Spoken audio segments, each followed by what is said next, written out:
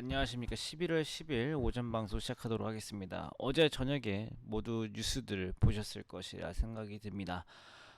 어제 유럽 지수가 저희 저녁 시간으로 기준으로 5% 또는 뭐 프랑크 까크 지수는 8% 정도 상승하면서 이게 내가 지금 보고 있는 페이지가 오류가 없는 정상적인 페이지인가, 어떤 뉴스가 있었는가 이제 다들 확인을 하시고, 뉴스를 봤더니 백신의 결과가 굉장히 긍정적으로 나왔다, 이제 이런 뉴스들을 보셨을 겁니다.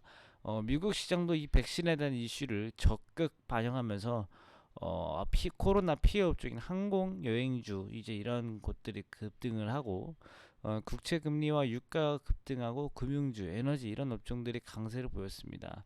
반대로 이제 언택트 업종들에 대한 수혜가 있었던 그런 종목들이 하락을 하면서 다우는 급등했지만 나스닥 지수는 하락하는 결과를 만들었습니다.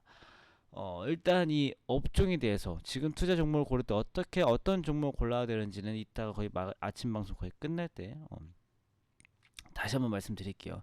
일단 백신에 대한 이슈를 좀 말씀드리겠습니다. 일단 화이자, 그다음에 바이오엔텍은 백신 3차 임상시험에서 7일, 그러니까 백신을 맞고 일주일 뒤 90% 이상 항체를 형성했다라고 발표를 했습니다. 뭐 아직은 4만 명 정도가 추가적인 실험이 필요하지만 조만간 이르면 이달 말에는 FDA에 긴급 사용 신청서를 제출할 것이다. 그러니까 이번 달 말에는 FDA 긴급 사용 신청서를 제출하고 다음 달 초에 긴급 승인하고, 이제 약을 만들어서 고위험군부터 배포하고 2021년 말에는 일반인한테도 맞을 수 있다, 이런 얘기가 나왔는데요. 그러면 이 뉴스가 딱 뜨자마자 바로 급등했던 거는 역시나 코로나 때문에 실적이 박살났던 그런 업종들이 급등을 했습니다. 대표적으로 항공주입니다. 일단은 뭐 미국의 예를 들어 여행주들 부킹닷컴 이런 거 19% 상승했고, 카니발 40% 상승하고, 라스베가스 샌지 같은 거 9% 정도 올라왔고요. 보잉 13%, 델타 17% 이제 이렇게 올라왔습니다. 그래서 뭐 금융시장에서는 뭐 백신에 대한 높은 기대감 때문에 일단은 급등을 했지만, 항상 주가라는 것이 급등을 하든 급락을 하든 그 반대적인 움직임은 나타납니다. 뭐 천천히 오른다라고 하면 꾸준하게 오르겠지만은 이 급등과 급락 이후에는 뭔가 반발적인 게 나오기 때문에 이 장 막판에는 오히려 매물이 조금 나오면서 상승폭을 좀 반납을 하고 좀 마감을 좀 했습니다. 일단 이제 본격적인 이제 제 평가는 지금부터 할 건데요. 일단 어제 우리 시장이 1%가 넘게 올랐습니다. 코스피 같은 경우 뭐 1.2, 코스닥 뭐 1.7 정도 올랐는데, 야간에 백신에 대한 이슈가 있었음에도 불구하고 MSCI 한국 ETF가 1%밖에 안 올랐습니다. 그리고 환율은 올랐고요. 일단 뭐 백신에 관련된 이슈, 시장에 긍정적인 영향을 줄 겁니다. 일단은 뭐 코로나 때문에 경기가 어려울 것이다, 그래서 경기가 좀 회복이 되어야 코스피가 3천 갈 수 있다, 이런 얘기가 나온 만큼 일단 백신에 대한 이야기가 나왔으면 경기 회복에 대한 기대감이 높아지면서 좀 지수 전체적으로는 상승에 대한 분위기가 불겠지만, 오히려 우리나라 시가총액 상위 종목들 보면요, 오히려 코로나 시대 때 올랐던 종목들이 꽤 많습니다. 특히 뭐 카카오와 네이버는 두말할 거 없고요.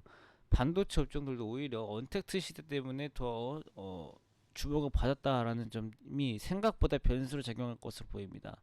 그러니까 이 백신이 나왔다라고 해서 뭔가 다 좋다 이런 분위기보다는 좋았던 거는 좀 빠지고 안 좋았던 것들은 올라간다. 그러니까 과거로 좀 돌아간다라는 좀 변수가 좀 될 수가 있기 때문에 이 부분 분명히 생각하셔야 되시고요.